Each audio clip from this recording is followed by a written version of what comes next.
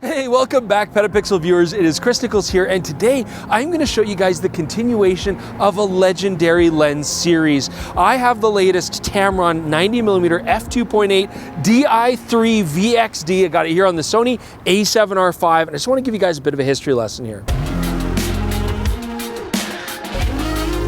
See, the Tamron 90mm is an f2.8 macro lens, and it has been a beautiful macro lens for many, many decades now, from manual focus days all the way through to the SLR, the DSLR, and now mirrorless. And this always represented fantastic optical performance coupled with very good value. So now I'm going to see if the latest version carries on that tradition. Let's get to it. So for today's video, I'm going to do my best to scour close-up shots, looking for details, insects, plants. I don't know if I'm going to find it though. It's like pretty cold. Everything's either dead or hibernating. But another point I want to make here is what I love about 90mm 2.8 macros or 105mm 2.8 macros, doesn't matter the brand. I actually love the versatility of not only being able to do great close-up shots, but they're also fantastic portrait lenses with beautiful shallow depth of field. So I'm doing a lot of that as well. And we're going to give you both because I think that's just really what's nice and versatile about this kind of lens. So on our journey to try to find anything alive in this frozen wasteland that we have now, the quality of the Tamron 90mm is telling me that I still have to keep looking because this is fake as f.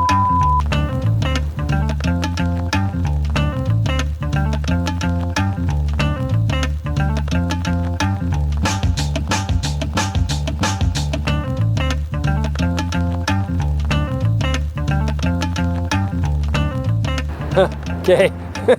Yeah. Funny? No, don't worry about it. Just smile. Yeah, right there. Yeah, it's just the light's nice. Yeah, no, nothing. All right, let's talk about the handling here on the Tamron 90mm. Tamron is nothing if not consistent. We've got the same great look and design features that we've seen on pretty much the whole Tamron lineup.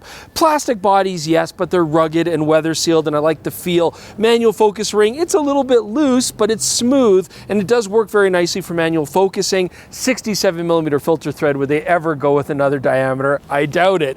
We've also got a really nice hood here, and this is cool because we do have a cutout now, which is good if you want to use polarizing filters. I've actually been using it. If I reverse it, because I don't have anywhere to put it down, I can have it on the lens and reverse it, and I can still manually focus with my thumb here, so I kind of like that too.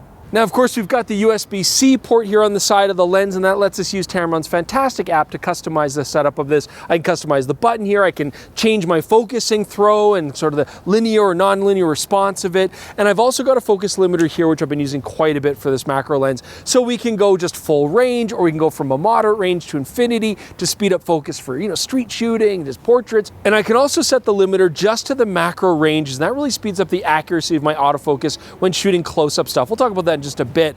Lastly, this has actually been really nice to carry around because it's only about 630 grams as I have it here for Sony E-mount, so easy peasy. Jordan, this seems like a weird composition. You've got the camera low, you're shooting up into me. Don't worry about it. Like, okay, all right, whatever, I trust you.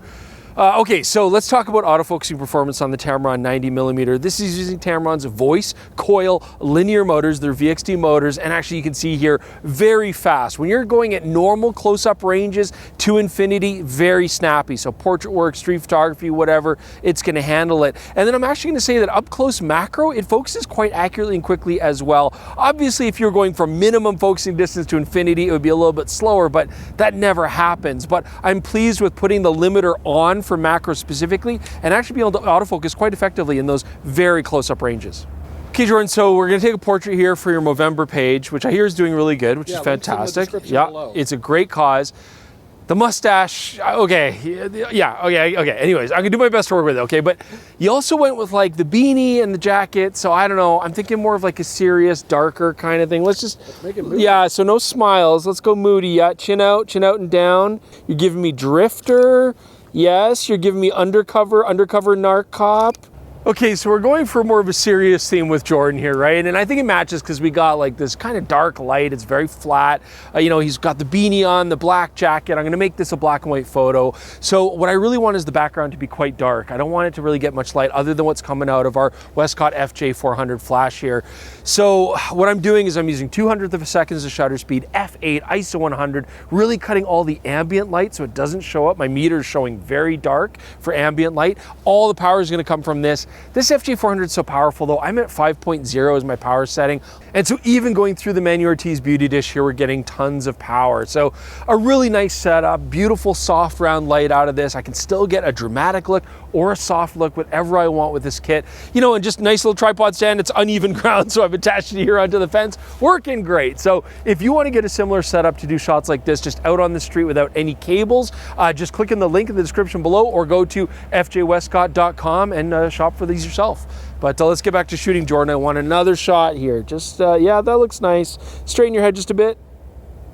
Oh, too happy. So as much as I love this lens for portraiture, it's a fantastic macro lens, and that is chiefly what it's designed for. So let's talk about the macro capabilities here.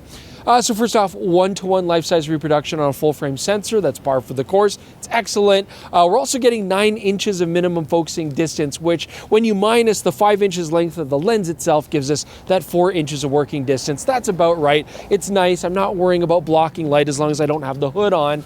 As well, I would say the results are actually quite sharp up close. We're getting good detail retained even up close.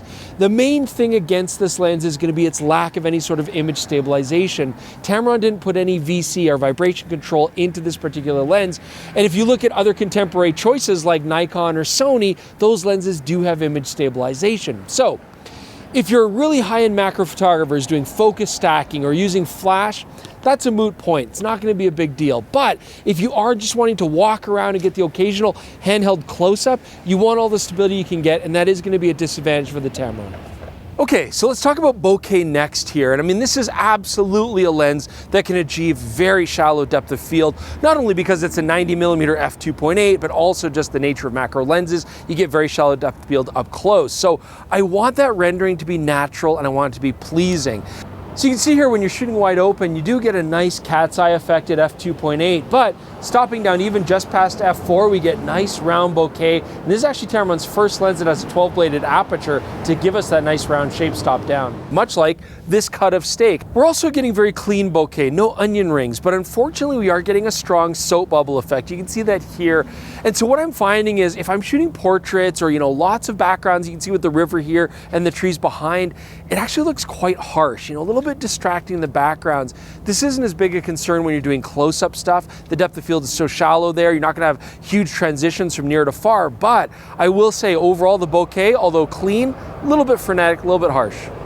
I definitely want to test longitudinal chromatic aberrations or LoCA, and that's where you get the color fringing in the foreground and background out of focus areas, and it's really annoying and it's hard to get rid of in post, so we don't want it. So I did also do a test shot on the test chart, but I really wanted to find something that's like text on a page, and there was a cute little bookstore popped in there where they have a typewriter, and so you can see here really nice results. We're not getting that LoCA. It's nice and clean. The foreground and background out of focus areas are just black and white with text, which is what they should be, so that's a really good result.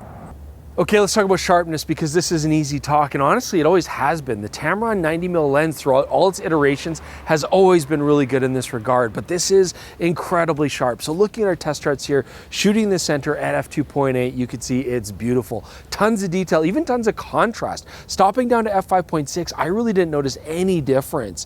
Then looking at the corners at f2.8, you can see here, decent sharpness. Never going to be as sharp as the center, but it's actually pretty good. We're not getting a ton of vignetting either. When we go to f5.6, things brighten up a little bit, but again, detail's basically the same. Also, this lens is very flat shooting, which means if I'm focused in the center of the image, the corners are going to be sharp too. So this is a really good performer.